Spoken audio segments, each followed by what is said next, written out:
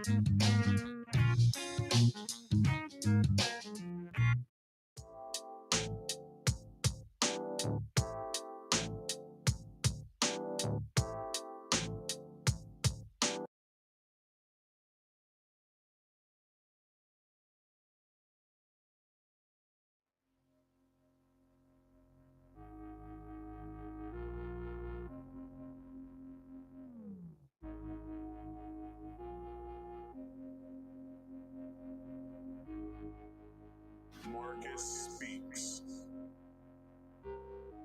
What's going on, everybody? Welcome to another episode of Marcus Speaks Live, a bonus episode you guys get today.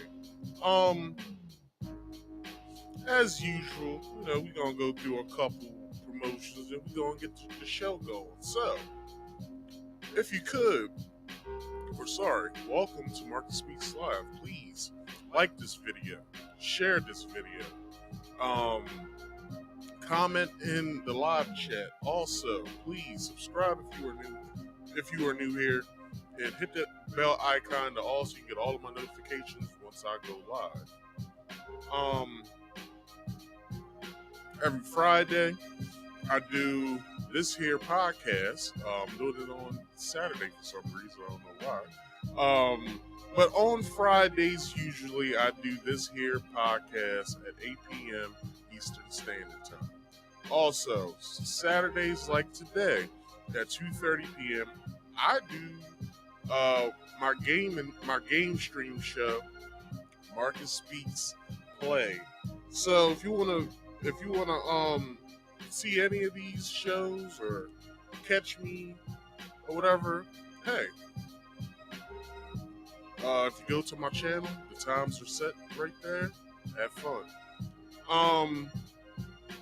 So please don't forget. Please come and check me out. If you could, after you subscribe to this here channel, go to the description box, hit the Rumble link, go ahead and follow me over there on Rumble. I would love to see you guys come over there, because the next 15 followers I get over there, I can start streaming.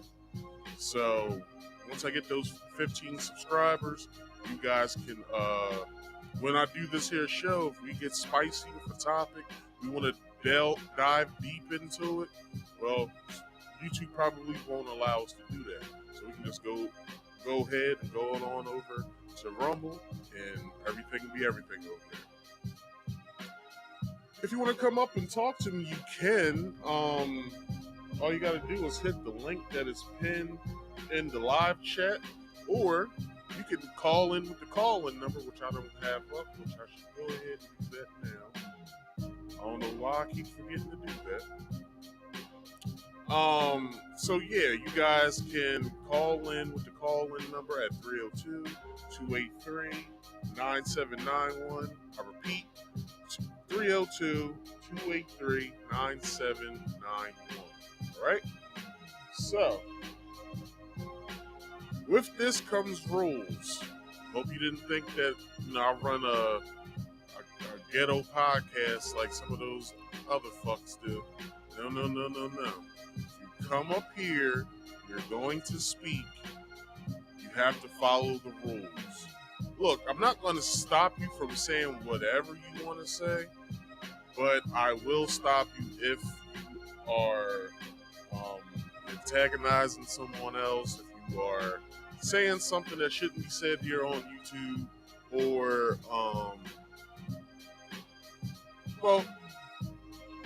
well, cut everything else. The second thing I said, that's the only thing that I'll stop you from saying. Is if it can't be said here on YouTube, I'm gonna stop you from saying it. All right, that's it. So those rules are: rule number 1, you must be on camera at all times when hitting the link. That means here in the backstage, and when you come up and come to speak to everyone. You want to hit the link, come argue, debate, talk, whatever. Just make sure once you're back here, I can see you. And if you don't want to be shown on camera to the public before I bring you up here, that's fine. Because what the second rule is, if you don't want to be on screen, you don't have to. But you still have to be on here on the backstage. All right? And then the third and final rule, is basically mute all background noise, turn your life down. I don't want to feel like hearing loud, distractive noises at that. So please do me a favor and mute all background noise. All right? And lastly, before we get into everything else, please like this video, subscribe, hit that bell icon to all, comment in the live chat, and also share this to your social medias, as well as your family and friends and anybody else. All right? Scrolling tickers for you. Once you see the gap come about, that starts everything over. So read over everything, and I thank you. If you ever seen my show, you know that I like to play videos. When I play videos, it helps me further my point of what I'm talking about. So, with that being said, I would like to share with you guys what fair use is. It's not only a YouTube policy, it's also the law in various countries. So I want to follow both those laws and the YouTube policy and terms of service of YouTube. All right. So with that being said, without further ado, this is fair use. Hello everyone, I'm going to tell you about fair use. It's the law. Warning.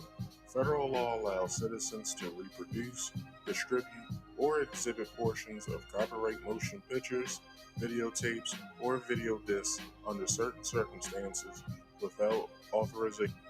What the hell?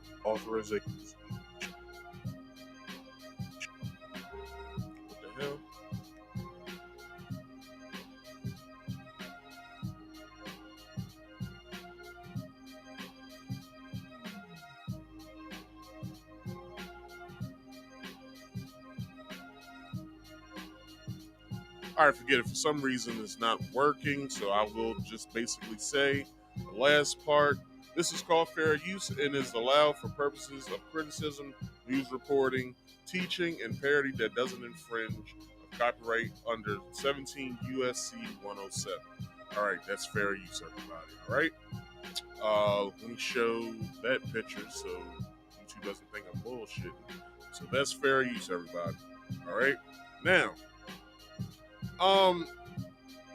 So let's get the party going. Let's turn that theme music on. Let's turn the music back on. All right. So I like to start my show with some short banter. It basically helps me warm up. Helps me warm up with the topics I'm going to be getting into, which I only have just the one main topic tonight. So we'll be going through that. It might take maybe an hour or so. So let's get into the short banter. So short banter tonight is so I don't know if you guys seen the video of this YouTube prankster, and I don't even know why YouTube deals with these types of content creators. Like, they don't bring anything new to the space. Most of the stuff that they've done have been done before, so they're basically going around harassing people at this point. So this one YouTuber, I don't know his name verbatim, but the news clip that I will be showing does have his name. So what you're going to see is basically the video that was shot that they're going to show, that also video that was shot, the person who wasn't going to take any of his mess, and him being acquitted of all charges. All right, so here we go. Tonight, Fox 5 has obtained never before seen footage of a YouTube prank that ended with a shooting. A Loudoun County jury found Alan Coley not guilty of the most serious charge connected to the shooting at Dulles Town Center. David Kaplan's working this one tonight. You got your hands on the video. What happened here? Yeah, Jim, Tanner Cook's YouTube page has nearly 56,000 followers. Most videos show Cook going to public places and doing some sort of prank that people typically have negative reactions to. We're going to walk you through this video without audio first, then we'll play the whole thing for you. On April 2nd at Dulles Town Center, Cook was being filmed as part of his YouTube page as he walked up to Kali, who was picking up a food delivery. On Cook's phone, he had an automated voice play a vulgar message that was repeated multiple times to Kali, who tells him to get away or he'll call the police, is what it appears to say in the video. Kali tries walking away. Cook appears to follow. Then the lone shot rings out. Here's the full video. What? Hey, d***, quit thinking about my twinkle. What's that? Hey, d***, quit thinking about my twinkle. No. Hey, d***, quit thinking about my Get out of my business, call cops on me. Stop. Hey, d***, quit thinking about my twinkle. Stop.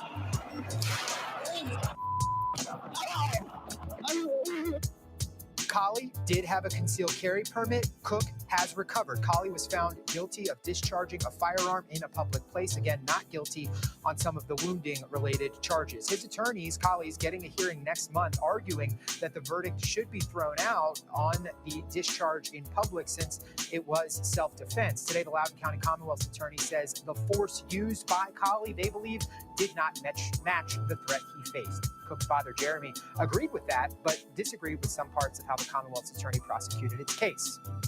Where's the line where it became a life-threatening situation where he had to use deadly force? If you see that line that was crossed, then you can think like that. But if you watch the video, at no point do you go, oh, there's where it became a physical point where this guy had to defend himself. That never happened. Tonight to get their perspective. They told me this was a difficult case. One juror told me that he did believe that Cook was a threat, to Collie, specifically pointing to Cook's size relative to Collie and the fact that Cook wasn't speaking and kept following him, and that Cook had an expressionless face. The jury originally told the judge they were deadlocked. Then they came back with the verdict a short time later when they handed down that verdict yesterday. What was the jury thinking in the room? What changed their mind? I have the one juror's perspective. We'll have that at 6:30 as we continue our coverage. Jim, Jacqueline. All right, David. All right. So, I don't know the first guy's name. The young guy who got shot. But without knowing their names. So, okay. So you have the YouTube prankster who basically was antagonizing somebody just, for content, right? He was playing some audio from his phone, and the guy didn't like it. He's like, hey, man, stop. Like, you know what I'm saying? Like, we don't know how long it went for other than for the filming, right? So it could have went on longer than what we saw. So he, the guy probably got agitated, like, hey man, like, can you please chill out and move away from my personal space? You're in my personal space. You know what I'm saying? So the guy got tired of it. He got tired of talking, and basically the teenage boy, he walked around and he fucked around and he found out what will happen to you when someone isn't up to your games. Like, I'm not here to be fucking with you. I'm here to get what I have to get so I can get the hell out of this mall.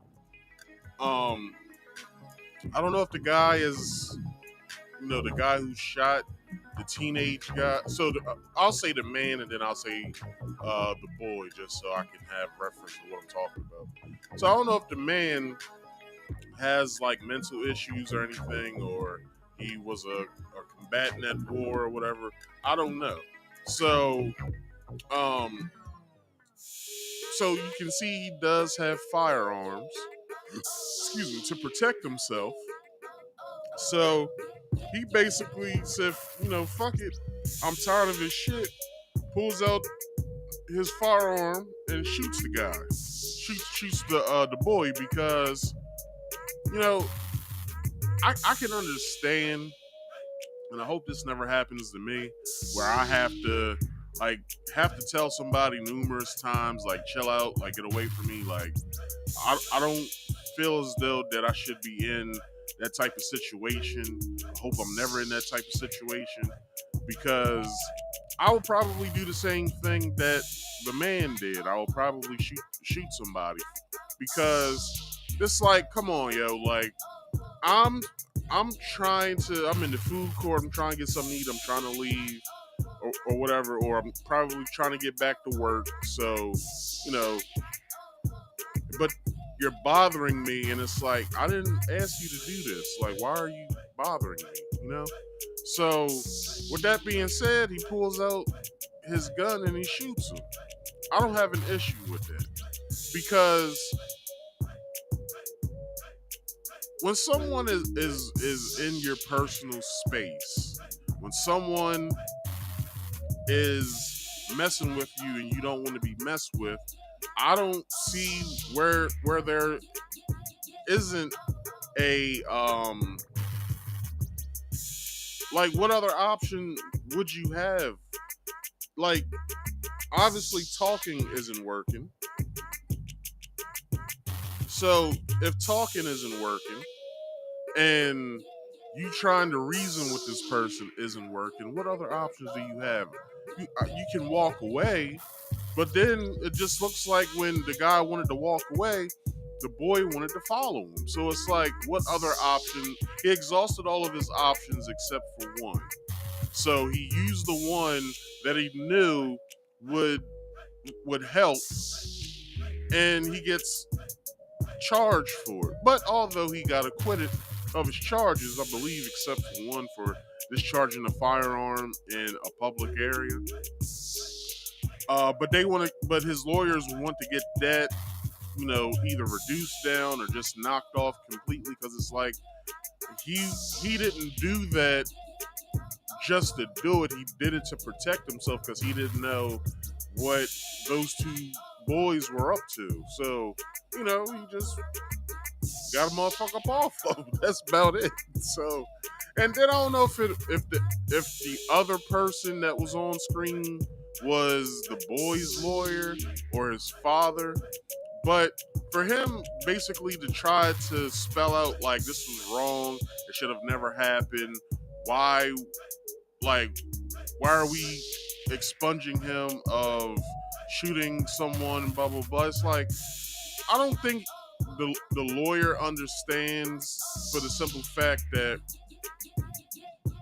we don't know, or the man didn't know if he was in danger or not. He didn't know if he would have had to do what he had to do for any reason except for trying to defend himself.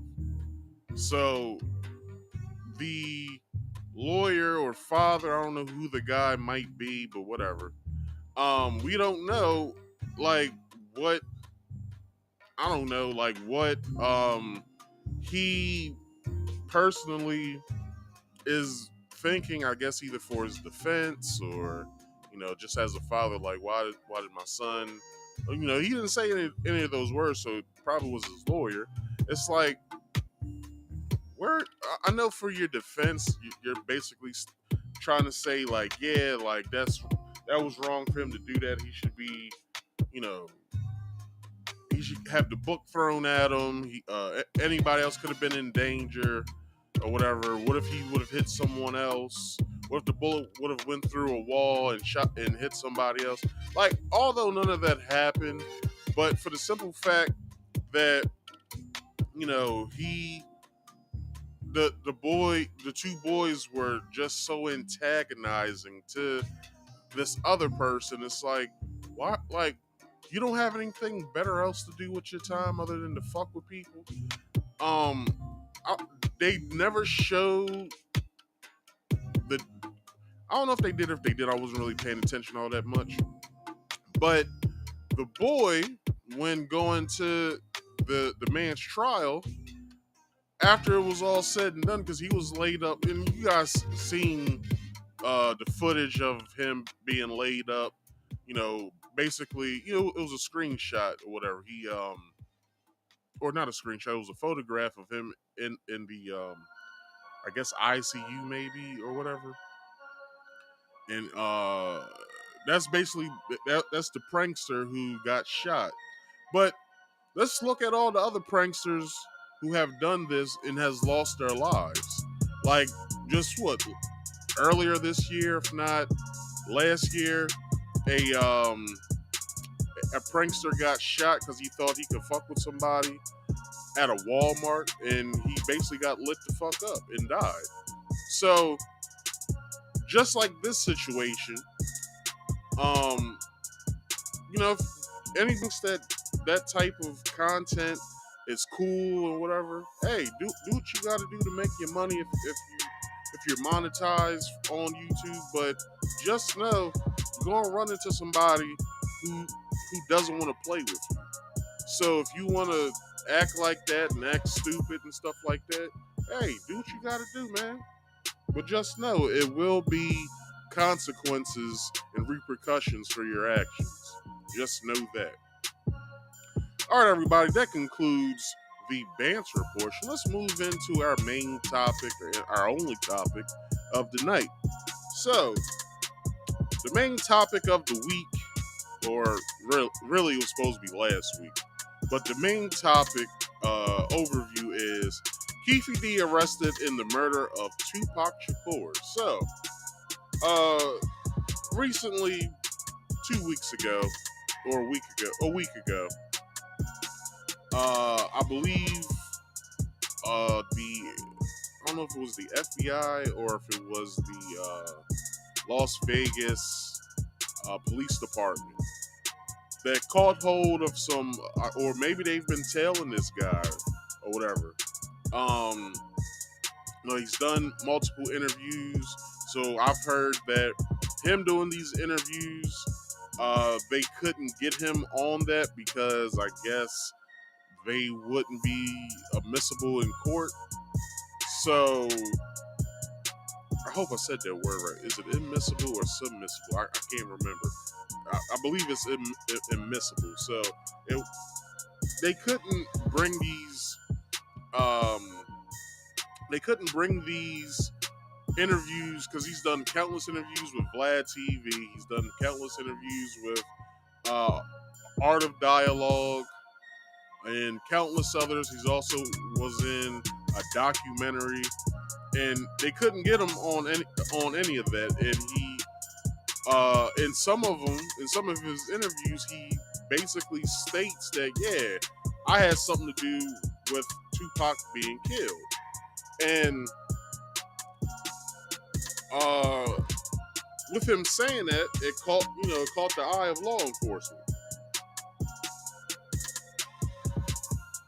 So I guess they were trying their best to convict this guy, and they couldn't. They didn't have anything. So I believe he wrote a book about, I don't know if it was an autobiography or just something on some gangster shit or about his life. I don't know.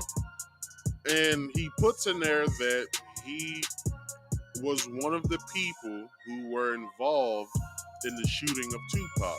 So that's where the police got him. They was all right, good. He wrote a book. He's him professing and confessing these things. We're able to put this into motion now.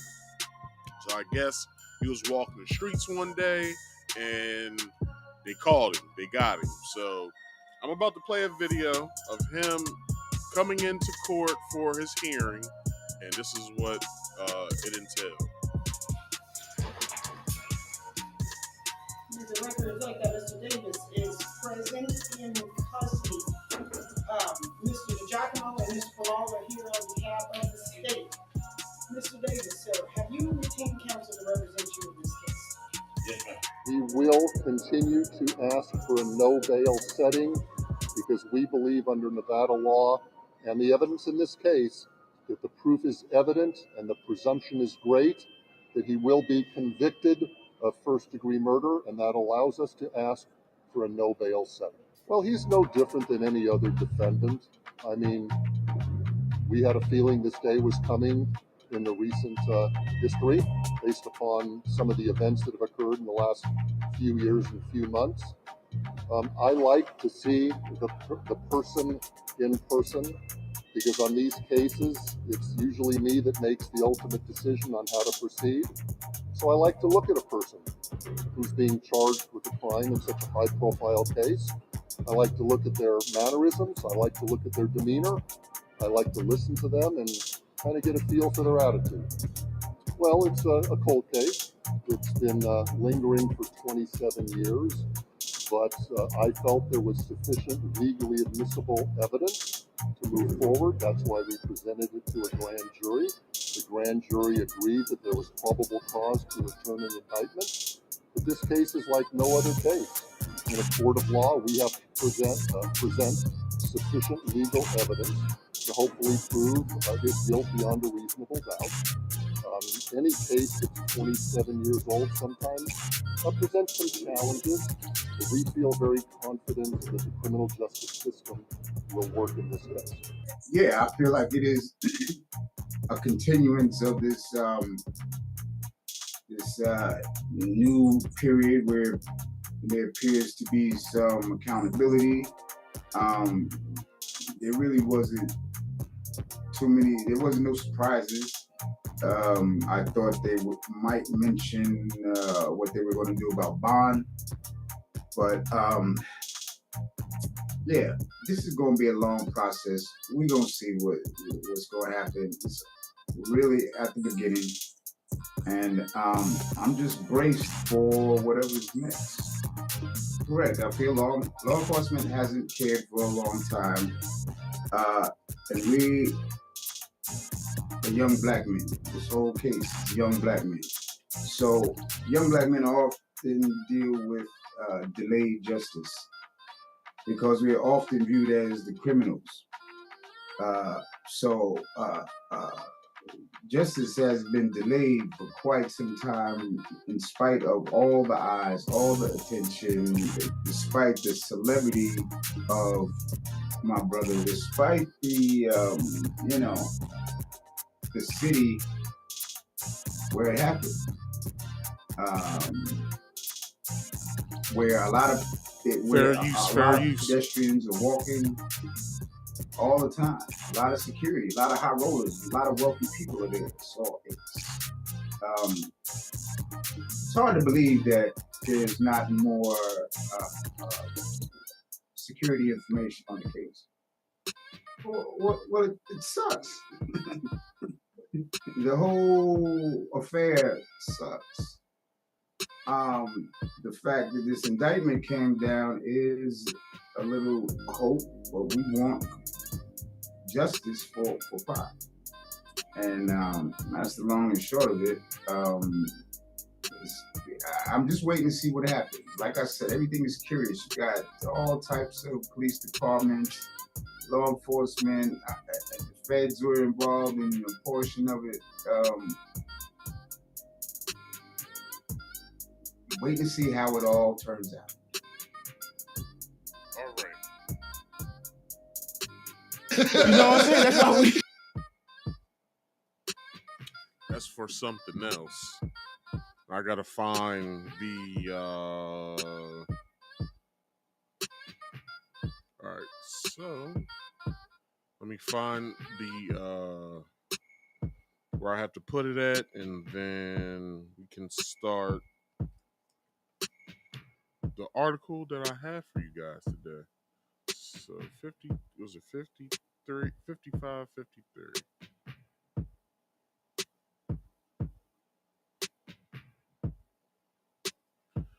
All right. So the article, well, hold on. Before I do that, all videos have been accredited in the description box. Also, all articles are accredited in the description box as well. All articles have been all articles have been altered from its original form due to plagiarism.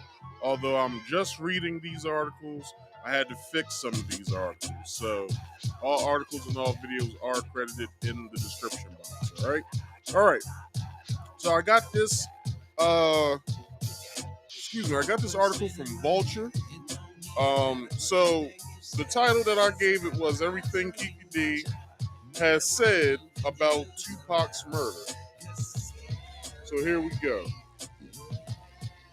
Excuse me. All right. So Dwayne Davis, aka Keefe D, a Southside Crip member, wasn't arrested for the murder of Tupac until September 29th, but his alleged involvement in the shooting was hardly news. Davis was known to police as a suspect shortly after the killing, even if he'd never been charged. Since then, he's publicly admitted to being in the car that shot Tupac, not just in multiple interviews, but also in his memoir. Following the 2018 BT series Death Row Chronicles, which featured some of Keefe D's first comments on the shooting, Las Vegas police reviewed the case and confirmed it remained open. Police later said, upon Keefe D's arrest, that this and the following interviews led to him being charged. It wasn't until 2018 that this case was reinvigorated as additional information came to light relating to this homicide, specifically Dwayne Davis's admissions to his involvement in this homicide investigation that he provided to numerous different media outlets. Lieutenant Jason Jansen said at a press conference on September the 29th. This came at the same time, people, when Congress went on its 3-day recess, and basically it was a lack of a decision on the omnibus spending bill that would allocate more funds to Ukraine now that we have the issue in Gaza or Palestine. I'm pretty sure some money's going to be flowing to Palestine right now, as well as Ukraine, as well as probably munitions and probably weapons and stuff like that. So they also put the Speaker of the House out of a job. They're now looking for a new Speaker of the House. If they haven't already picked the Speaker, No, they did. They did pick a interim Speaker, but they still have to pick a remaining Speaker as we speak. But it was Friday, and the powers that be knew people don't pay attention to the news on Friday, so that's the reason why you guys got this news instead of that news. So, although what I am reporting on is old now, but it still reigns true right now. So, anyway, let's get back into the article. When police searched Keefe D's house in July 2023, they took a copy of his 2019 memoir, Compton Street Legend, co-written with Yusef Jah, in which he further detailed the shooting. Keefe D never claimed to have pulled the trigger. That's said to be his nephew, Orlando Baby Lane Anderson. Anderson was allegedly in the back of the Cadillac with Keefe D and two other Southside Crips on September 7th, 1996. They pulled up next to Death Row Records head, Suge Knight,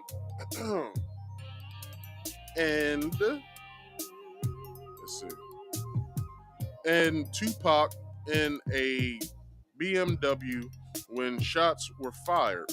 Baby Lane died in an unrelated gang shooting in 1998, but previously denied involvement. Police now say Keefe D was the shot caller of the crew and orchestrated the plan that was carried out, but there's more to that, but I will get to that later. Keefe D has not commented on his arrest and has yet to submit a plea.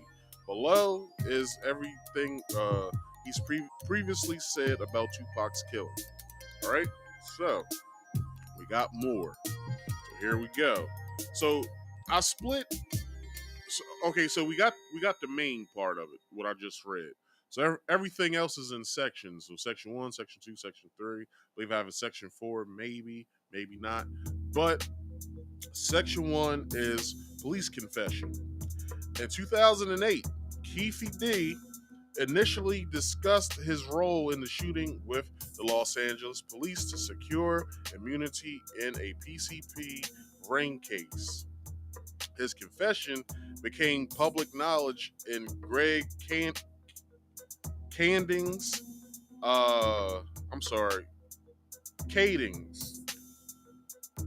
Greg Kading's 2011 book Murder Rap, and was later covered by LA Weekly. This confession also served as the foundation for the 2018 Netflix series Unsolved, where Lamar Tate portrayed Keefe D. In his statement to investigators, Keefe D implicated his nephew Orlando Baby Lane Anderson. As the as Orlando Baby Lane Anderson as the one who shot Tupac from their car. He mentioned that if they had been on his side, he would have retaliated. Keefe D revealed that the gun used was a Glock 40, stored in a concealed compartment within the armrest, adding, and I've never shared that story with anyone before. Keefe D alleged that, here we go, y'all, that Sean P. Diddy Combs, hold on, where am I at? Okay, here we go. Sean Diddy Combs, aka Brother Love, ordered the hit, expressing his desire to get rid of Tupac and Suge Knight. Because if you guys are young and you don't remember the East Coast West Coast feud, it was a bunch of bullshit. Like, when Tupac died in '96, I was, let's see, I was 4 in '93, so 5 in '94, 6 in 95. No, hold on, I'm doing this all wrong. I was 4 in '93. So that's 94, 95, 96. So, what's that, 2 years? So I was 6 in 96. No, I wasn't. I was 7. I was 7 in 96. How do I not know my own goddamn birthday? That's what happens, y'all, when you get old. All right, let's do the math here. 1996 minus 1998. I was 8. Oh, I'm sorry. Hold on. Yeah, that was right.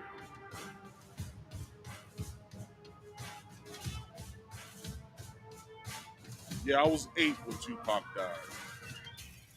I was 9 when Biggie died. All right. So, what was I getting at with that?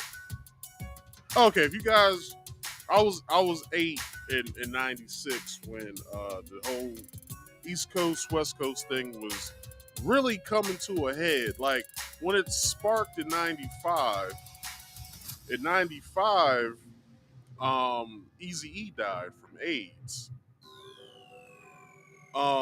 But no, this happened way before. So okay, West Coast hip hop was gaining an edge over East Coast hip hop, which were really, at the time, it was only New York, a little bit of Philly, and then Atlanta. That was the only East Coast, and then, Atlanta's really the South. Really, at the time, the only Southern artists at the time came from either Texas or Atlanta. And then I think we had a few Florida folks in there. And then everything else, West Coast was all California or whatever.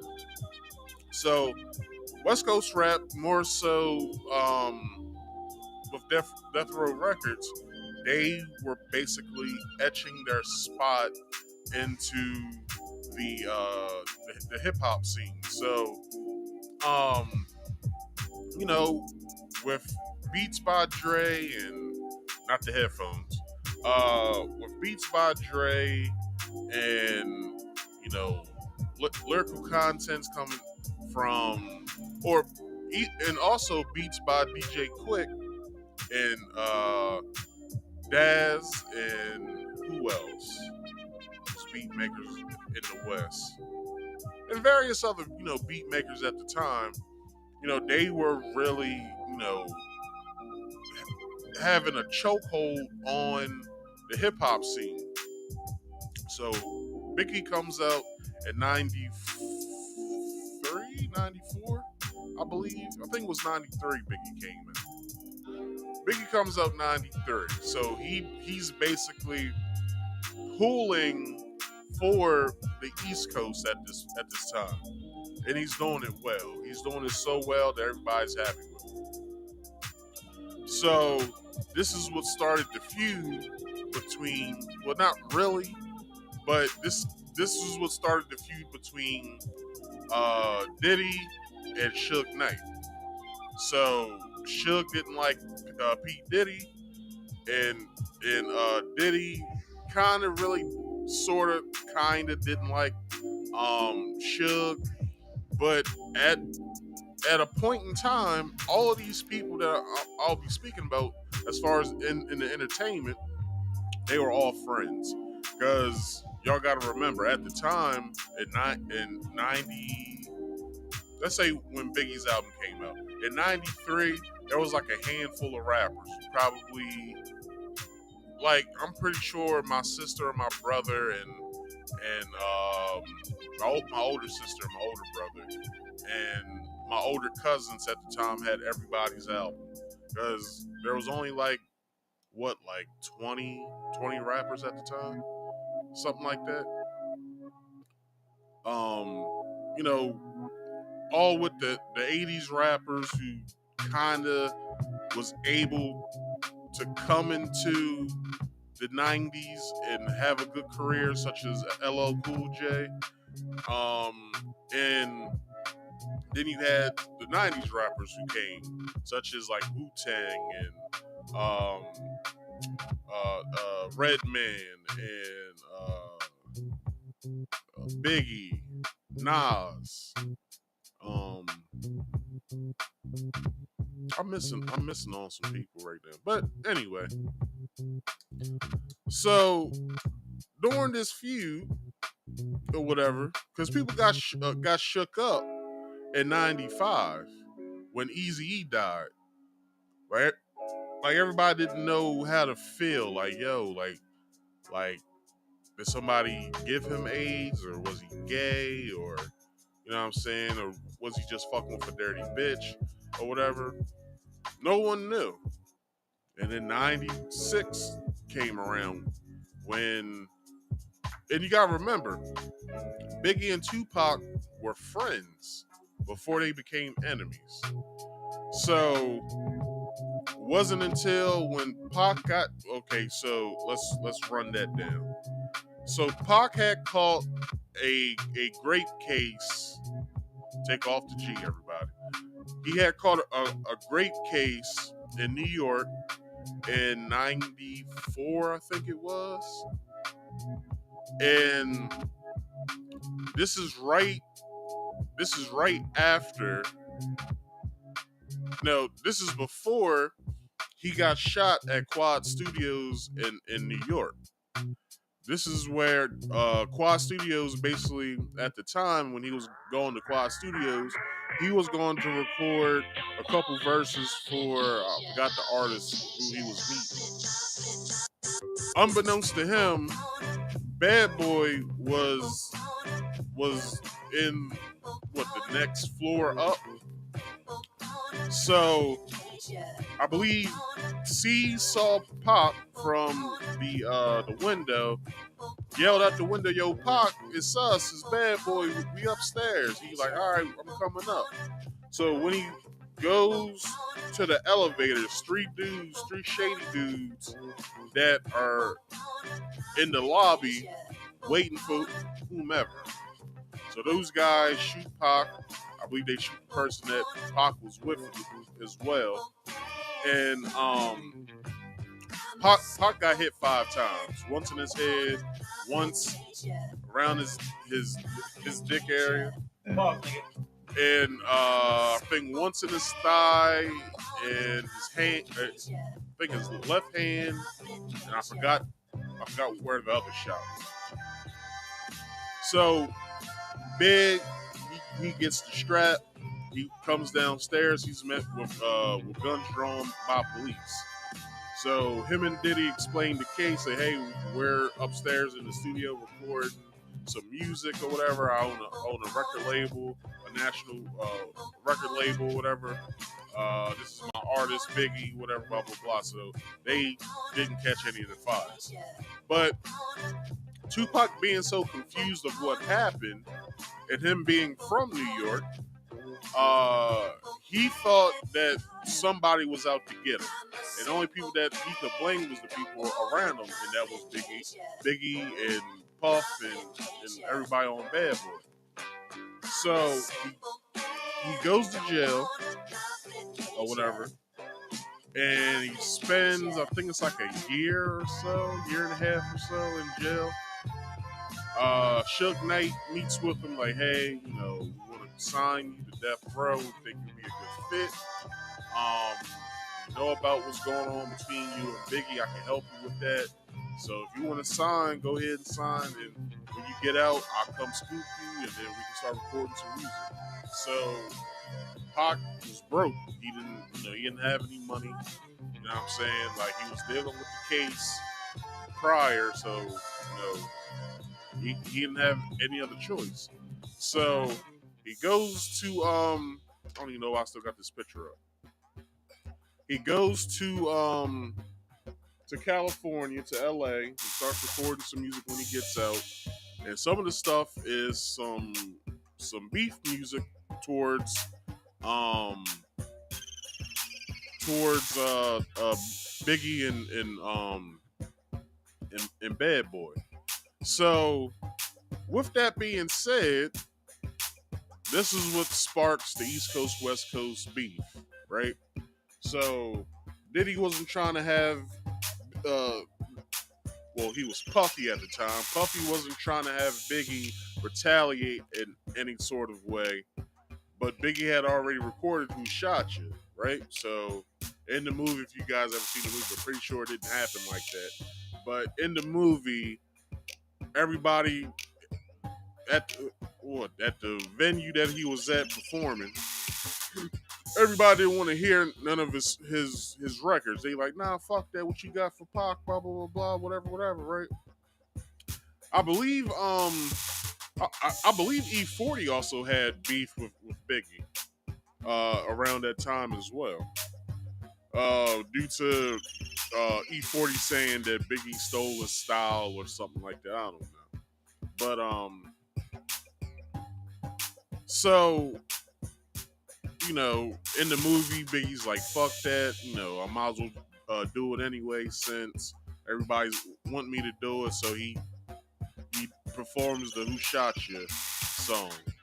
And then the rest is history. Then, that song gets put out on the radio somehow. LA DJs, they get it. They play it on, their record stations in Cali. Motherfuckers get pissed off. Pac, I guess, hears it. He does the hit him up, kind of embarrassing him a little bit because he said that he fucked Faith, and who knows if Pac fucked Faith or not. That's still up to speculation. Even Faith hasn't came out and said if they fucked or not. She denies, but she never blatantly says, I never fucked Tupac a day in my life. Because the way Pac did it, Pac basically, how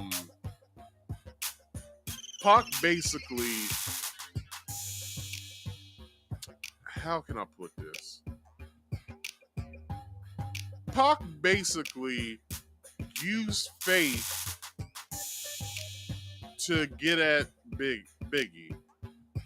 So he called her up to do a song, so she thought, hey, maybe I can talk him into squashing the beef with my husband or whatever. Pause, nigga. Not my husband, but Faith's husband. And I guess they do the song. He tells her, all right, go to your hotel. I'll send somebody over to give you your money or whatever. And then somehow or another, no one knows what happens after that other than what Faith has told in her stories. So yeah, that's how the whole East Coast, West Coast beef happened. What was happening during, and then the two rap artists get killed. One in Las Vegas, one in Los Angeles. So, anyway, let's bring this picture back up. So Diddy denies this, calling Keefe D's account pure fiction and completely ridiculous. According to Keefe D, P. Diddy, Diddy's grievance with Knight began with a 1995 diss at the Source Awards, initially targeting Knight. So basically, what was said, you guys know it. For all the youngsters who don't know, Suge Knight was on the Source Awards stage in 1995. He went up to present. He basically said,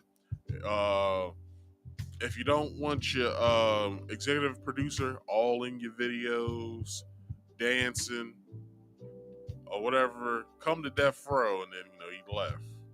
He left the stage. He was like, yeah. So everybody was like, yeah, that was a shot at Diddy or whatever, because the shit was heating up. Source Awards was in New York, so the West Coast dudes, they was outnumbered. So, Snoop hopped on stage. He had a bat with a blue bandana wrapped around the top. Y'all don't love Tupac and Snoop Dogg. Y'all don't love us, and blah blah blah. And go on. Everything's online now. Go and research it. So, however, after the release of Hit 'Em Up, a diss track against Notorious B.I.G. and Bad Boy, Diddy reportedly included Tupac as a target. So, one thing I didn't say about Hit 'Em Up, Tupac says, and it's used to this day, if some people want to be funny, it's like he says, fuck Bad Boy as a label and a crew. Anyway, where am I at? Okay. The alleged argument for the hit was discussed at Greenblatt's Deli, where Keefe D requested $1 million to eliminate both Tupac and Suge Knight, claiming, will wipe their ass out quick. It's nothing. After Tupac's death, Keefe D stated that the Southside Crips did not receive the alleged $500,000 payment from Diddy. Additionally, Keefe D informed the police that Diddy had used his brown 1964 Chevy in Usher's Can You Get With It music video, which resulted in damage. Diddy reportedly paid Keefe D $2,500 to have the car repainted. Vulture attempted to contact Diddy for comment on Keefe D's claims, but received no response. All right. Well, this next one is a little iffy if I can actually play the video. So I'll play the audio. Matter of fact, no, I don't even have a video by him. I'm sorry. Actually, I do. But it doesn't matter. All right. I'll just play the audio. I won't play the visual at all. All right, so section 2, vladtv. So shortly after publishing Compton Street Legend, do I have these two videos out of order? All right, maybe not. I don't know. I'm not sure.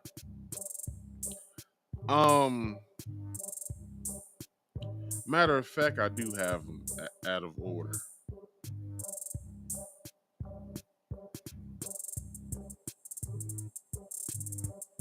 Because I think my next one. Okay. All right. Never mind. All right. I'm good.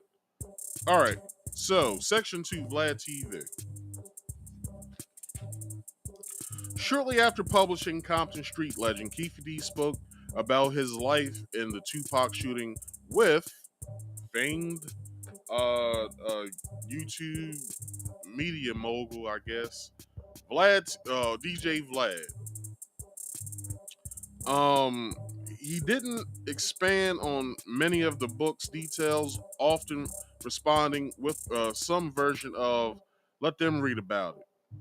When asked about who in the car shot Tupac, he replied, I'm not gonna go into detail on that one.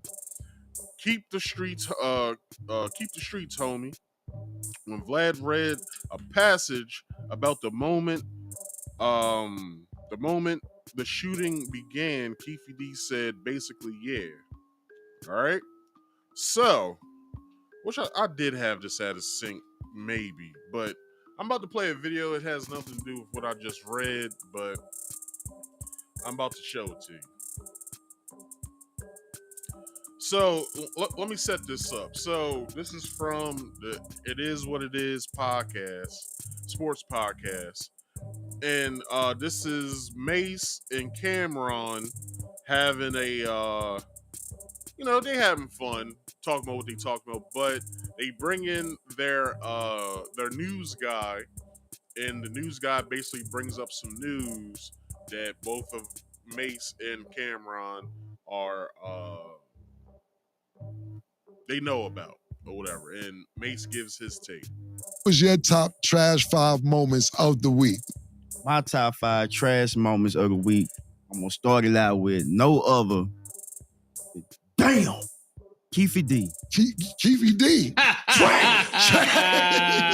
on your own damn self, Keefe D. All them damn interviews, the money didn't add up, fam. I told you, shut your big fat ass up. Now your ass in jail, crying wolf. I don't want to hear it, Cam. So, wait. Where do I know that name from? You know that nigga? That name sound familiar. He rolling over in his cell right now. That's crazy. So what the trick? Why is Keefe D in jail? What happened? Bro, we all know the legend. For the people who don't know what happened. People don't know, Keefe D's in jail for the alleged murder of Tupac Shakur that happened 27 years ago. Right. All the people that was supposed to be involved in the murder are dead. He's the only one alive. Why is you still talking, fam? So what do you do? I see they do books, interviews, blogs. They went back to the books. Well, the crime happened in Las Vegas. Okay. The nigga moved back to Vegas. Yeah, that's crazy. That's crazy. Well, I'm not playing. Where do I know that name from? Because I'm still kind of lost. Yeah, you know. No, for real. I don't know what you're talking about. Bad boy. I'm gonna let him get his dancing off, but it's crazy how Mace, he's sitting there, he's like, where I know that name from? Because he was with Biggie and Diddy that night that Biggie got shot.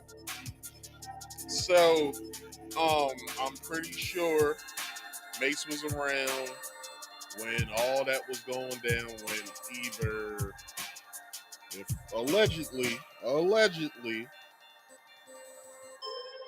that Diddy asked Keefe D or someone from the Southside Compton Crips to handle his light work, basically. Who knows? I don't know. I wasn't there. I was 8. No. Yeah, I was 8 at the time. I don't know what the fuck was going on. So the only thing I can say is hope everything goes well for Brother Love. That's the only thing I really have to say. Hope everything goes well for Brother Love. Anyway, let's I think I only got a couple seconds on this, so here we go. What is he talking about? He fuck around with his dick. I ain't gonna even say his name. That nigga pausing, but yeah, Keefe D definitely trash. Yeah, he definitely told on himself. What's the story? What's the story? For all They're jokes aside, allegedly saying Keefe D killed Tupac. That's what they saying right now. Oh, yeah, he in jail right now, man. That's I mean, we crazy. finally getting justice, man. You know what I'm saying? I pray Tupac get justice. Whoever is involved, he needs justice. Everybody needs their justice. Pause. He does. Pause. I didn't say I want justice. I don't even mean that in no joking way. It is what it is. You know what I'm saying? That's why we. That's crazy. I when I heard the name, I was like, I heard the name before, but it didn't really click like that. No, y'all joking. I'm serious. It's gonna click. It's definitely gonna click. All right, I'm gonna agree on that. All right. So that was basically Mace giving his account of him acting dumb as if he doesn't know who the hell Keefe D is. He knows who the fuck Keefe D is. But hold on. Let me set this next video up so I don't have to have y'all hear the noise and all that. But anyway, so section 3, Compton Street Legend. So in his 2019 memoir, Compton Street Legend, Keefe D provided further details on claims he had previously made to the police. He described an alleged meeting with Diddy at Greenblatt's, where he requested a hit on Tupac and Suge Knight, noting that Diddy appeared fearful. Keefe D told Diddy that's not a problem.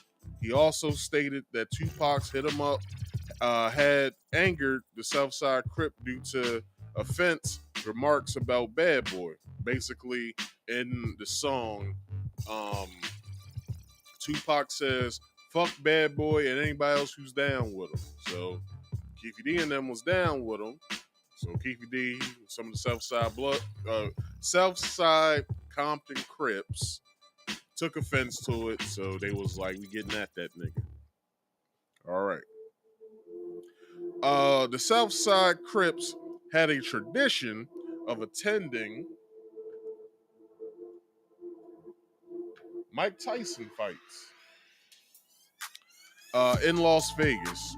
A trip following one such fight took an unexpected turn when Baby Lane, Keefe D's nephew, didn't show up for their planned meeting. They were informed, that Death Row associates had attacked Baby Lane due to a recent incident where one of the Southside Crips had stolen a Death Row chain. Keefe D claimed this escalated their intentions to target Tupac and Suge Knight, making it personal. Keefe D described obtaining a 40 Glock from a man named Zip, planning to attend a Death Row after party at Club 662, where Tupac was set to perform.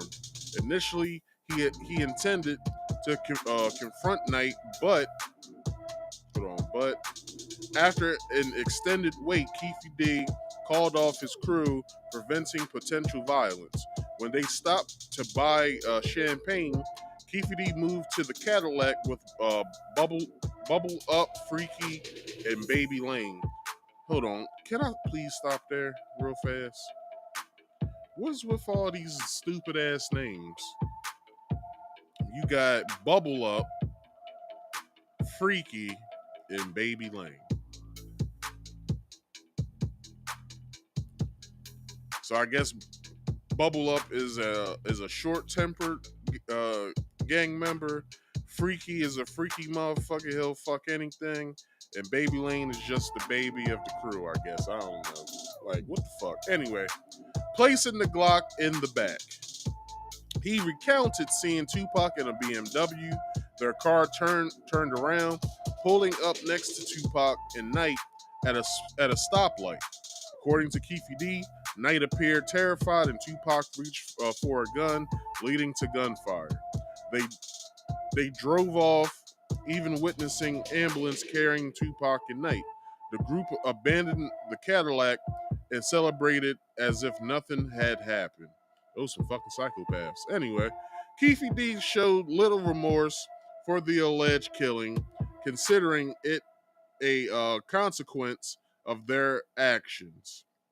He acknowledged the pain Tupac's family, especially his mother, Afeni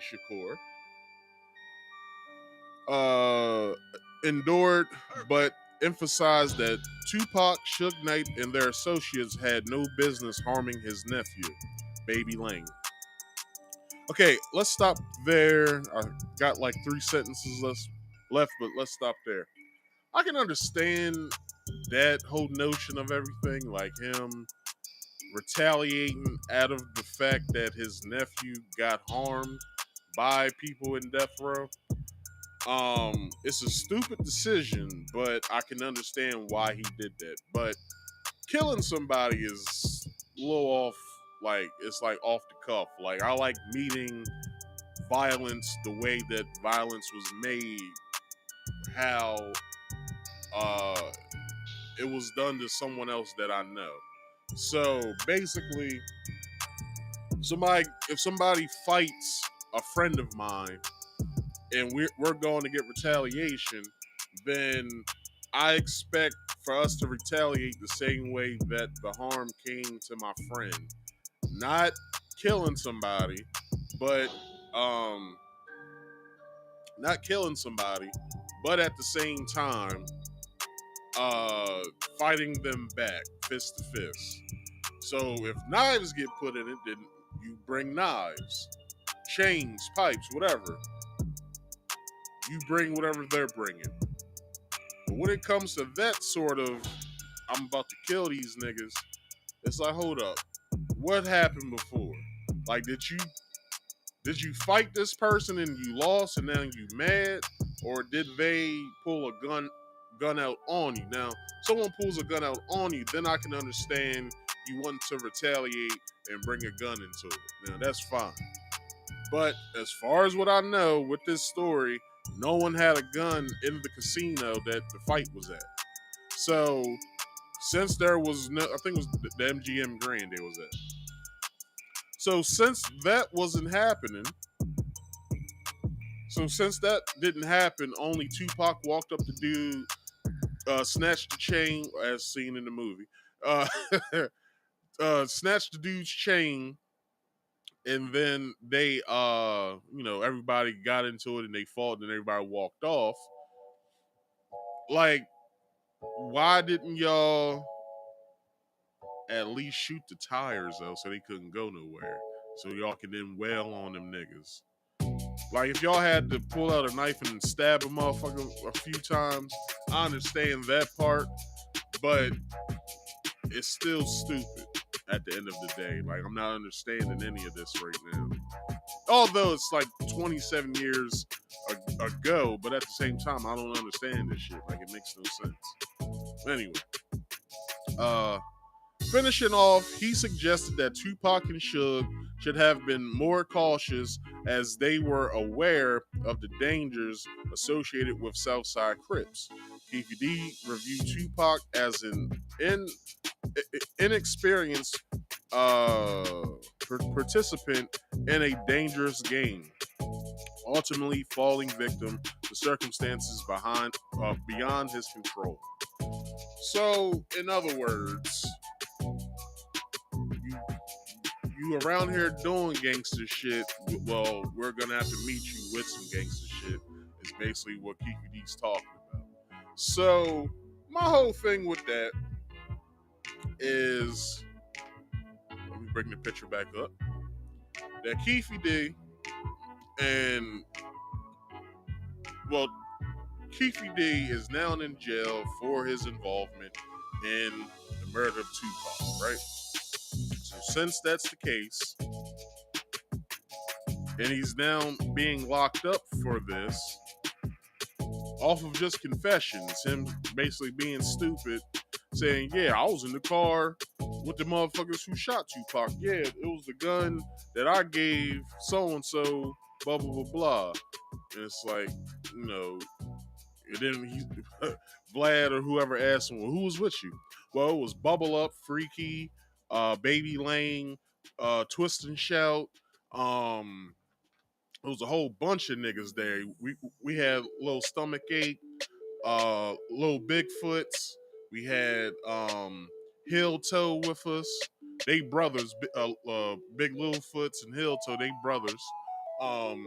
We had Jesus Save Me, because once he's whooping a motherfucker's ass, that's a motherfucker always saying Jesus Save Me, so we just nicknamed him Jesus Save Me. And then, you know, we had a whole bunch of other Crips with us, you know what I'm saying? And it's like I thought the number one thing with gangster shit is to shut the fuck up. Like, I thought that was the number one thing you're supposed to do when you're a gangster, is shutting all the way the fuck up. That's what I thought. If that's not the case, well, he landed himself exactly where he didn't expect he was going to be, in jail. So with this last video is basically, oh shit, I'm not showing this shit. It's basically him basically saying his piece. Well, not really saying his piece. Let me get this right. So basically he's stating that if he ever goes to jail behind any of this, that Reggie Wright should go for big murder as well. Whatever that means. I don't know if big murder is a nigga's name, or Reggie Wright was in a murder that he performed himself. Who knows what the fuck this nigga saying? Because when he's talking, I'm not saying I'm the smartest person in the world, but I do know how to construct sentences together. Even with my speech impediment, I have no idea sometimes what the fuck this nigga is saying most of the time. But anyway, here we go. All right, so let's talk about that. So Reggie Wright said that police came to his house to investigate the Tupac shooting and your involvement in it. That's what I don't understand. Why do they keep asking this crooked ass cop shit? You know what I'm saying? Why they keep asking this crooked ass cop shit, man? Just like I said, when he said, bet you Keefe D getting locked up for Tupac murder? And I said, he need to be right in handcuffs with me for Tupac, for Biggie murder, because I know he had his hands in that shit. That was my get back to him. Okay, so basically him stating that Reggie Wright's a crooked cop, he had something to do with all of this, or some of this. To get the heat off of him, he's basically stating, well, if I, you know, Reggie Wright got something to do with that shit as well, blah, blah, blah, blah. But he's denying the fact that he's had several other interviews where he stated that, yeah, I was in the car. It was my nephew Baby Lane that shot him. I passed him the gun. It's like, what? Anyway. Right, because Greg Kading also called for the Las Vegas Police Department to arrest you. He did? I believe so, yeah. Okay, well, I did a deal with the U.S. attorneys, and U.S. attorney and the dude was from D.C., Justice Department. You know what I'm saying? Shit, I was like, you came out here? He like, yeah, I came out here to get you. And it was way bigger time people that was going to go down with. You know what I'm saying?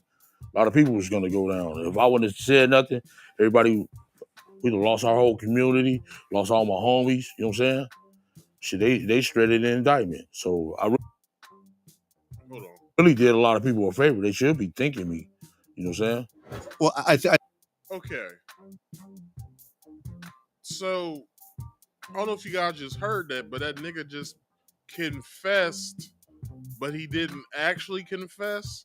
But he, like, that can be brought against him in a court of law. Like, you don't actually have to straight, like, come out with it straight. You can just walk around some of the shit.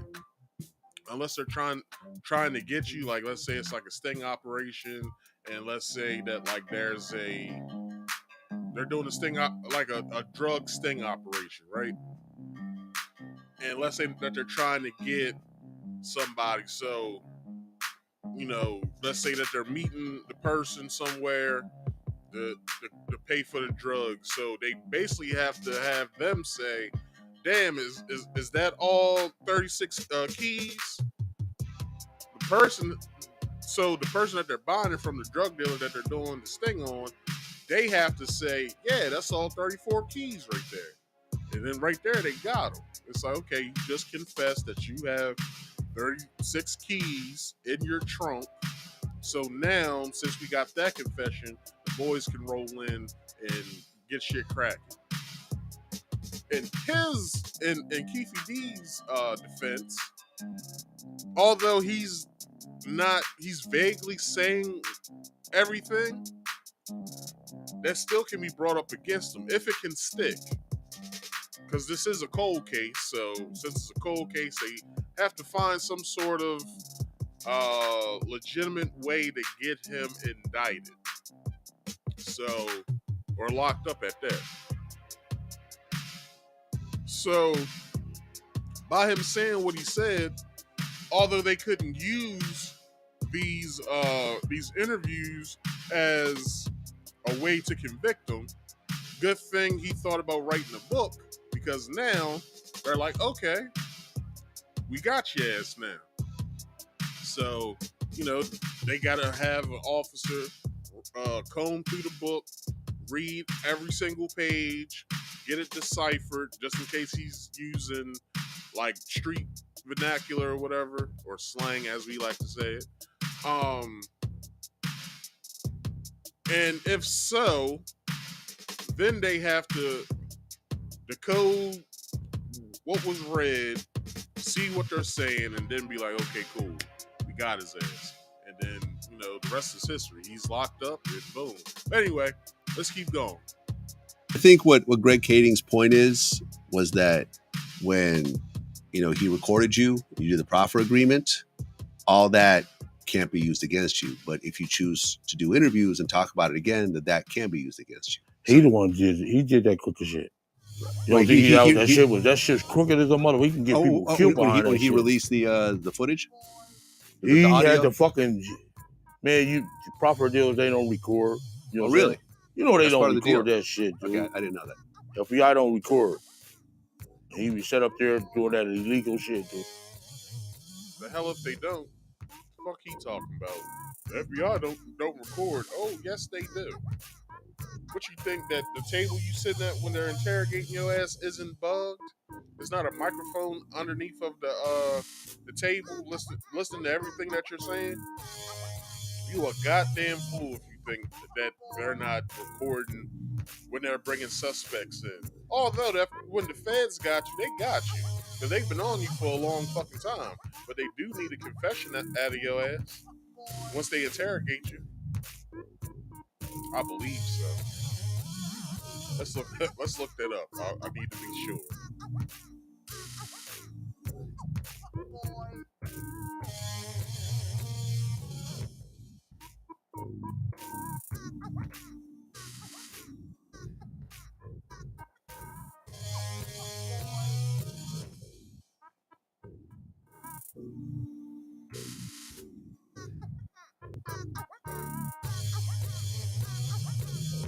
No, the Justice Department needs more than just a confession to convict someone.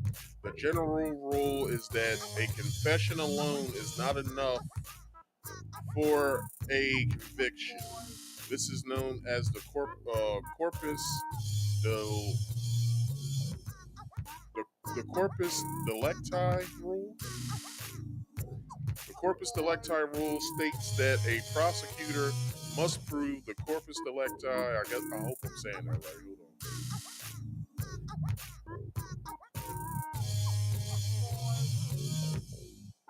Hold on. delicti, okay. Corpus delicti. In every criminal case, however, they cannot use a accused person's confession or statements as the only evidence to do it. The corpus delicti rule requires the prosecution to establish two critical elements for proof of a crime. A specific injury, loss, or harm has occurred. The damage was due to someone's criminal activity. The state can rely upon both direct or circumstantial evidence to prove its case. However, there must be some independent evidence to point to beyond defendant's criminal confessions. Confessions made to law enforcement officers continue to hold significant importance within the criminal justice process. This is not illegal advice. You may want to consult a lawyer about this question. Because I'm on Google, and they gotta protect their ass by saying, consult a lawyer first before thinking that any of this shit is true. In a U.S. military court-martial case, corroboration of a confession is required to convict. In the U.S. law, in many states, and in federal courts, civilian criminal prosecution of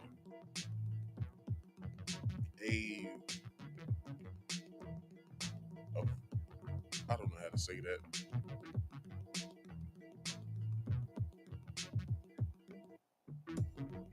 Validly obtained confession alone is significant evidence to convict.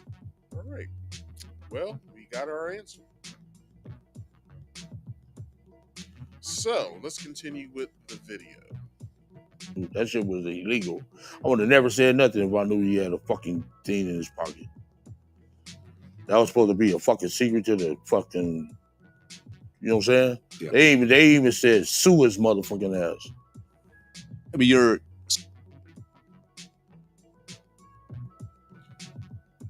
What the fuck he talking about? What the fuck?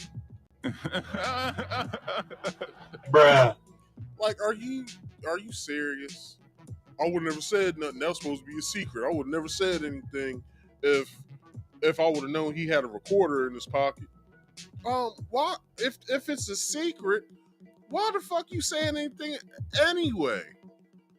If it's a secret, right? It's a secret.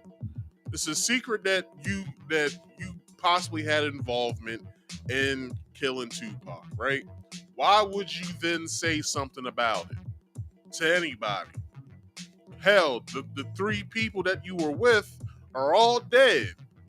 All my friends are dead. Anyway, they're all dead. So why the fuck would you then say something to somebody that you believe is a crooked cop and just spew it? Yeah, it was me, Pojo, them, but it was me, Baby Lane. It was Bubble Up, and it was what was the other nigga name? Freaky. That was in Freaky's Cadillac. The Freaky Mobile, as we like to call it, because you always be having the hose in there, blah blah blah. So anyway, yeah. So this happened, blah blah blah blah, and it's like, shut the fuck up. Like, how about that? 60 years old right now? Almost 60. Yeah. Are you worried at all? Are you worried that this might come back and bite you, and you might end up having to? I mean, essentially, at this age, anything related to that would be a life sentence, right? Man, dog.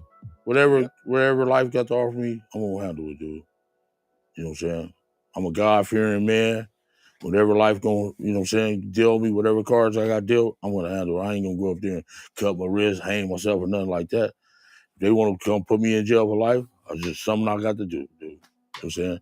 And like I'm scared of jail or nothing. Well, you've done a quarter of your life in prison already, right? Yeah. So I guess it doesn't really worry you. It ain't nothing yet. It ain't nothing. You spent a quarter of your life in jail. I have a cousin that spent a quarter of his life in jail. He just, like 7-8 years ago, just got his shit together. Like the crazy part about that is the night he got out before he went back. Well, it was the night he got out. Was the night me and my cousin, because it's his uncle, picked him up and we went out with him. We partied with him. Like I asked him, "Are you able to drink?" Because the last time we all hung out, you couldn't drink. You couldn't drink because you was in the halfway house. He said, "Nah." He was like, "I'm good. I can drink." I said, "All right, good." So this is what's gonna happen. Don't worry about buying your drinks. I got you. So, I'm gonna have a tab open. Just tell the lady that my cousin has the tab open and I want to order this. All right. He said, all right, cool. So we partying, we having fun. You know what I'm saying? This nigga was out for 9 months? And he went with his homeboy that lived next door because he was staying at his sister's house. So the dude he usually gets in trouble with, that he's always going to jail for. Well, between his 20s and 30s, the dude he would get in trouble with, and he would go to jail about somehow he was hanging with this nigga, and then they did some bullshit that got him put in jail. And then this nigga did what, like 3.5 years, something like that. He got out, and then he just started his life back not too long ago, like maybe 8 years or so ago. He got his shit together, and he's working now, and he's good. He's with his woman. She's keeping him out of trouble just in case. You know what I mean? So, you know what I mean? It's like, to spend a quarter of your life in jail, like, you don't want to be free. Like, you thinking, hey, I can talk about this now because it's past the what was it? Y'all know what I'm talking about. And I can talk about this now, but he probably doesn't know that murder you still can go to jail for. Rape you still can go to jail for. And the thing is, kidnapping you can go to jail for life. And you don't think that any of what you're saying is sufficient evidence to be brought against you in a court of law. Like, I might be the stupidest person in the world who probably don't know shit, but come on, dude. Like, are you serious? Anyway, let's continue. And Vegas jail to California jail way harder than Vegas jail. You know what I'm saying? And it was way more harder inmates. You know what I'm saying? I just left from there. They made me the map rep. You know what I'm saying? That's how big of a crip I was with them. Like, you the map rep, dog. Yeah. Okay. Oh my gosh, I am fucking disgusted with what I just heard.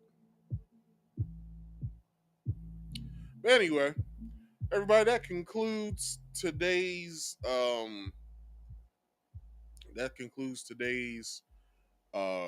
podcast. I'm glad I got this out because this has been sitting on my desk for a week now, and I was like, I need to get this out. The simple fact that I haven't did it, and I didn't do it during, when I was supposed to. I just came on this log crime video. It's body cam of Keefe D getting arrested. So I want to play that. Let's play that. And then I'll add it into my videos in the description box. These cops ain't shit. They hiding. Doing all that hiding for. Nigga hiding. There you go. Hey, Keith, Metro Police, come over here. Hey, Metro Police, come over here, all right? Thanks, buddy. Come on over here. Appreciate your cooperation, okay? You stand right here in front of the car. Yep, good. Yep, go and put it down. I know, hang on. Put that down for a second, all right? Okay.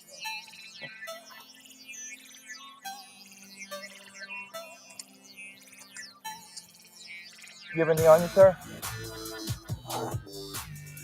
Okay, yeah, we'll get you a drink. Hang on, all right? Just want to make sure you got no weapons on you or anything, okay?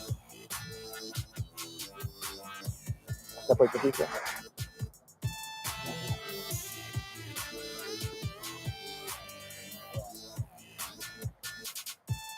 This is crazy. Put your palms together like you're clapping. I just want to make sure these cups can be all right on you. Well, you know, they got them. So, you know.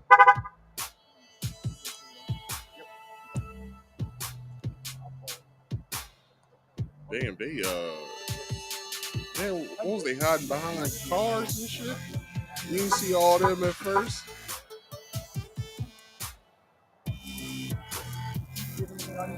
Oh, they rolled up in that truck right there. Phone and water. Oh, damn, one popped out of that damn Cadillac that was in back of the truck.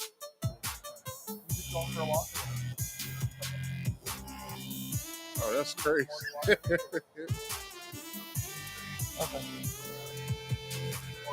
So, the cop that were watching the body cam footage, he was in that truck. I guess a couple of them popped out of that truck that's right there.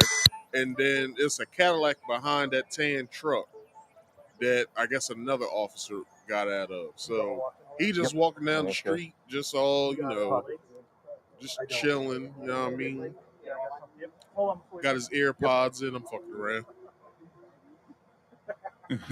And yeah, he's just, you know, taken aback by everything. Are you wearing double pants, sir? Y'all going to arrest me? You wearing double pants or these are boxers? What about Reggie Wright? Y'all ain't going to arrest him? He got something to do with this as well. It's like, no, Mr. D, sir, Keefe, we're not doing it.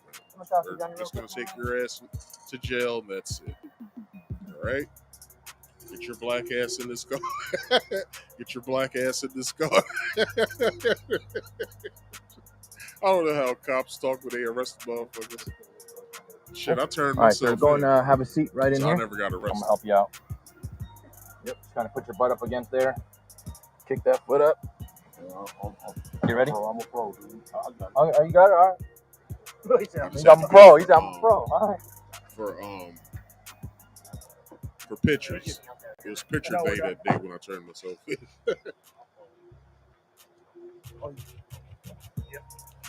They like to call them mug shots. I'm right here.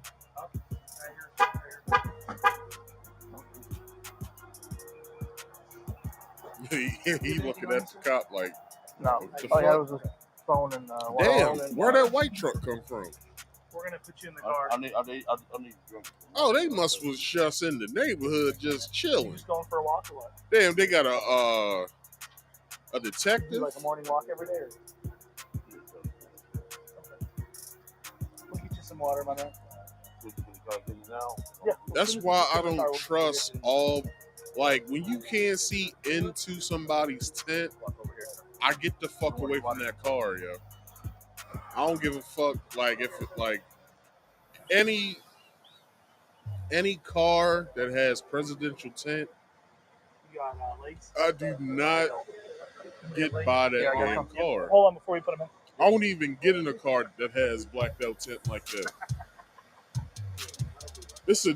It's a dude I used to work You gotta with. put some leg shackles on you. It's just part of our policy. What's up, Angelo, if you're watching? Angelo has he has real bad vision. Like, he takes off his glasses, he can't see shit.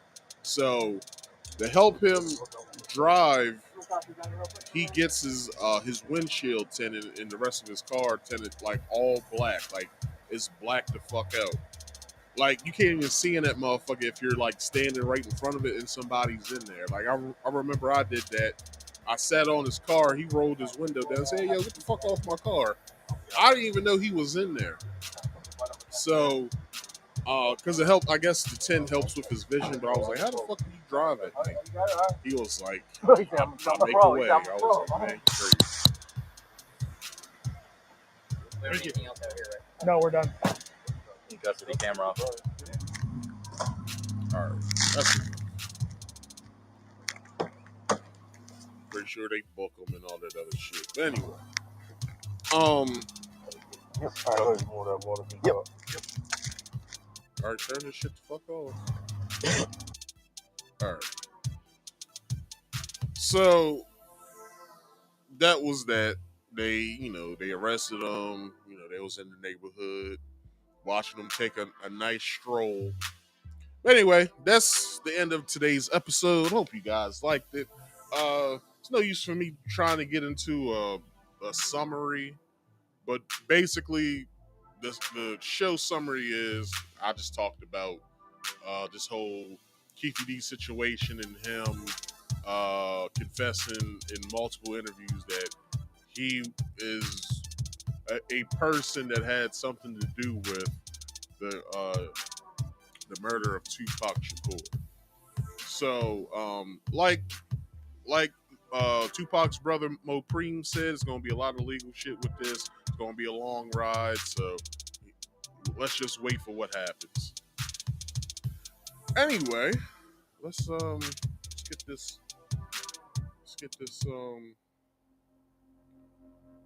music going. So people, I hope you guys enjoyed yourself, because I did. Glad I got this video out. But anyway, thank you for coming though. Like, I really do thank you guys for being here. Shut some of this shit down so my stream can act right. So anyway, people, please listen up. Every Friday I do this here podcast on Fridays. I haven't done a podcast on Saturday in quite some time. And it's alright. I like Fridays better though. So anyway, please, Fridays at 8 p.m. Eastern Standard Time, please come and check me out. And come watch Marcus Speaks Live, the very podcast that gives you trending topics and other random shit. And then come back Saturday afternoon at 2:30 p.m. and watch me play all of my favorite games in a certain select few of new releases on Marcus Speaks Play. All right? So, please don't forget to come and check me out, because you won't want to miss any of them. All right? Please subscribe to this here channel if you haven't already done it. Please hit that subscribe button. Hit the bell icon to also get all my notifications. And all my notifications when I go live or when I post a video. But please do me this favor. Go into the description box, scroll down a little bit until you see the links. Once you see the links, hit the link that's next to the word Rumble. Hit that link. If you haven't already downloaded the Rumble app, go ahead and download that Rumble app. Download the Rumble app, come back to the link, hit the link, follow me on Rumble. My next 15 subscribers over there on Rumble will allow me to start streaming live on Rumble. So once that happens, things get spicy. Once I start taking calls, you guys can call in, talk about some stuff. We can debate, argue, whatever. But if things get a little spicy, we start talking about some stuff that can't be on YouTube, I'll cut the stream on YouTube and we can continue on Rumble. All right, so please do me that favor and go and follow me over on Rumble. If you ever want to come up and come talk to me, you can by hitting that link that's pinned in the live chat. Or if you don't want to hit the link, you just want to call, hit the call-in number at 302-283-9791. I repeat, 302-283-9791. It's always posted along with the link, so make use of it, all right? With that comes rules, so please follow these here rules. Rule number 1, you must be on camera at all times. Once you hit that link and you see the prompt before you come into the backstage to use your camera and your microphone, do that. Be quiet. And if you don't want to be on camera to the public, that is fine. Please let me know back here, either if you do or if you do not want to be on camera, and then I'll further accommodate you from there. Also, please mute all background noise for the simple fact that I'm trying to run at least a semi-professional podcast here. So when my subscribers come in and they come talk to me, please turn me off on anything that you got me on. Turn anything down that's going on because all right, it just helps for the audience to hear you better and for me to hear you better, because these here headphones, I got certain things turned down so they're not loud in my ear, and you're one of them. So please do yourself a favor and do that for me, please.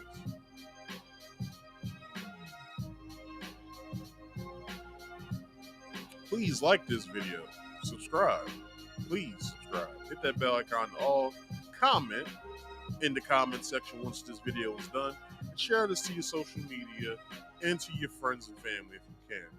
Everybody, only have one last thing to say, and that's some words of wisdom. Please get to the money, because we all know money makes the world go round. As well as, please drink more water for health purposes, because everybody want to lose some weight, look nice and sexy. You know what I'm saying? They want to feel good as well. Also, mind your own business for mental health purposes, because the more business you know of somebody else's and you're not fixing your own shit, well, you got issues. So please, do yourself a favor, mind your own business. Also, if you didn't believe a damn thing I said tonight, do your own research. It helps you out in the long run. I have been Marcus. This has been Marcus Speaks Live. Everybody, I thank y'all for watching, and I'll check you guys out Monday at 3 p.m. on Marcus Speaks Play. Peace out.